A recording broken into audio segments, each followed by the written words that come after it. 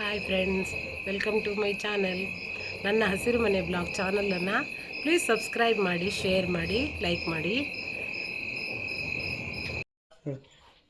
ಹಾವೇರಿ ಹುಕ್ಕೇರಿ ಮಠದ ಜಾತ್ರೆಗೆ ಹೋಗಬೇಕು ಅಂತ ರೆಡಿಯಾಗಿ ಹೋಗ್ತಾ ಇದ್ವಿ. ರೋಡ್ ಹತ್ರ ಬಂದರೆ ನಮ್ಮ ಮನೆಯವರು ಕರೆಯೋಕ್ಕೆ ಬಂದಿರಲಿಲ್ಲ. ಹಾಗಾಗಿ ರೋಡಲ್ಲೇ ನಿಂತ್ಕೊಂಡು ವೆಯ್ಟ್ ಮಾಡ್ತಾಯಿದ್ವಿ. ಅಷ್ಟರಲ್ಲಿ ನಮ್ಮ ಮನೆಯವ್ರು ಬಂದರು. ನನ್ನ ಮಗಳು ಮತ್ತು ಮಗ ಹೋದರು. ನಾನು ಮತ್ತು ನನ್ನ ತಮ್ಮ ಹಿಂದೆ ಹೋದ್ವಿ.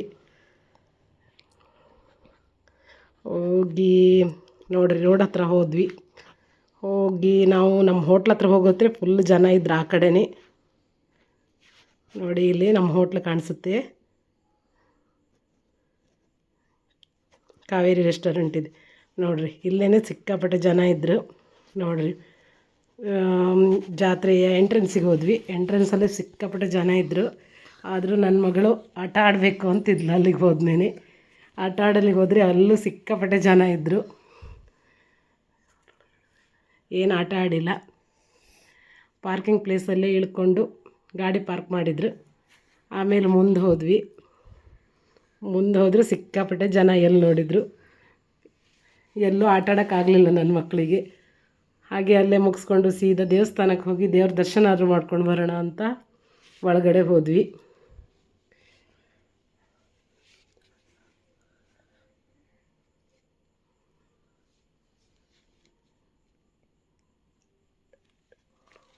ನೋಡ್ರಿ, ಎಂಟ್ರೆನ್ಸಲ್ಲಿ ಬಂದ್ವಿ. ಆದರೆ ಇಲ್ಲೂ ಫುಲ್ಲು ಜನ ಇದ್ದರು. ಎಂಟ್ರೆನ್ಸ್ ಬಂದು ಮಠದೊಳಗೆ ಹೋದ್ವಿ. ಮಠದೊಳಗೆ ನೋಡ್ರಿ, ನಮ್ಮ ಮನೆಯವರು, ನನ್ನ ಮಗ ಸ್ವಲ್ಪ ಮುಂದೆ ಹೋದರು.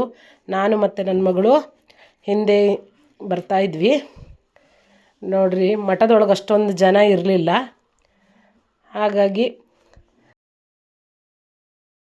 ಸ್ವಾಮಿಯವ್ರ ಗದ್ದುಗೆನ ದರ್ಶನ ಮಾಡ್ಕೊಂಡು ಬಂದ್ವಿ.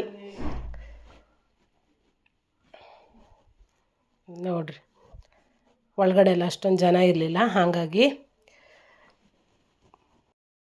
ಸ್ವಾಮೀಜಿಯವರ ದರ್ಶನ ತುಂಬ ಚೆನ್ನಾಗಾಯಿತು.